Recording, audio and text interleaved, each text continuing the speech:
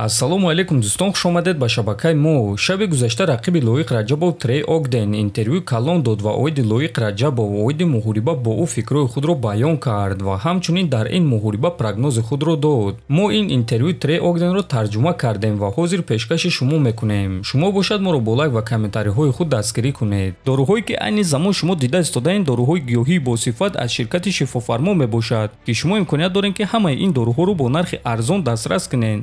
доруҳо барои хунукзадагӣ ва қавӣ кардани мардонагӣ, барои фарбе ва харобшавӣ, барои ришу мӯйсарбарорӣ, барои дарди дил, дарди мушакҳо ва ҳамчунин равғани сиёҳдона, ки пайғамбар саллаллоҳу алайҳи васаллам гуфта буд, ки ба ғайр аз марг ба ҳамаи дигар дардҳо даво мебахшад. Худи ҳозир ба номерҳои дар рӯи экран буда занг зада доруҳои даркории худро харидорӣ кунед ва ҳатман аз номи канали Паҳлавон гап занед. ҳамин гуна шумо ҳам доруҳои даркории худро ба даст меоред ва ҳам канали моро сахт дастгирӣ мекунед.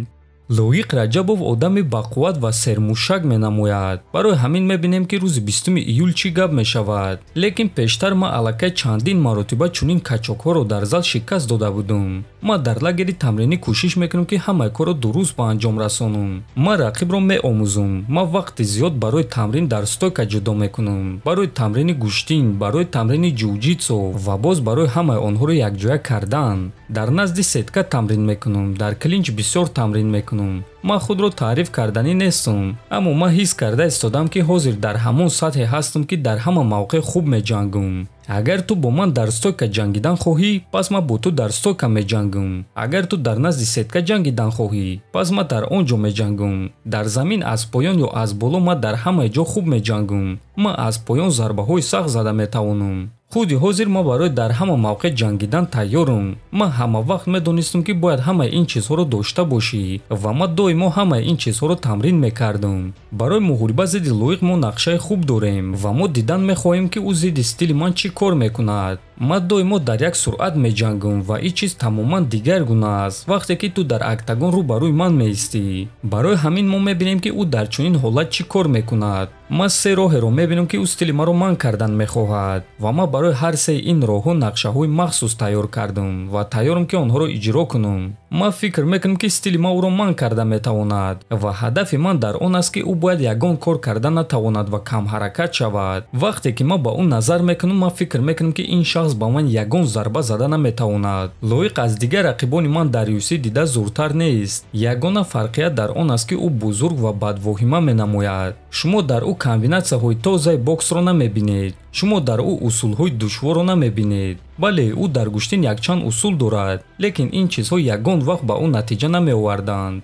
ӯ дар стили худ ягон малакае надорад ки ба рақиб фишор кунад. ҳатто агар ки ӯ текдаун гузаронад, ӯ рақибро дар замин идора карда наметавонад. стойкаи ӯ суст аст, ҳаракати ӯ бо пойҳо суст аст, тобоварии ӯ хуб нест. ман ба ӯ баҳои кам доданӣ нестам, чунки медонам вақте ки ту бо чунин шахсон ба монанди Лоик меҷангӣ ва ӯро ҷиддӣ қабул накунӣ, пас ту ба хоб меравӣ. ман мефаҳмам ки ӯ хеле хатарнок аст. ман медонам ки ӯ яроқи сахт дорад ва ин дасти рости ӯст. аммо дигар рақибони ман аз ӯ дида зӯртар буданд. ба ғайр аз қувваи ҷисмонӣ, ман дар Лоик дигар ягон малакаи хатарнок намебинам. лекин бале, ӯ дар ҳақиқат бақувват аст ва проблема дар ана ҳамин аст. ман бояд ки ҳушёр бошам. ман фикр мекунам ки дар ин муҳориба ман ҳаққи хато кардан надорам. лекин хубии кор дар он аст ки ӯ дар ҳақиқат хатогиҳои бисёр мекунад.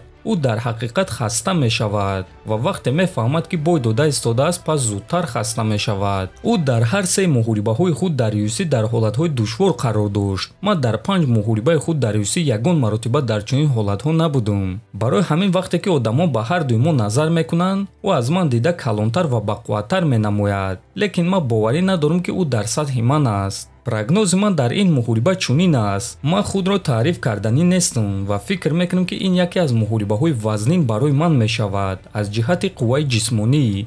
лекин ман боварӣ дорам ки ӯро бо тариқи нафасгир кардани гардан шикаст медиҳам, гуфтааст Огден.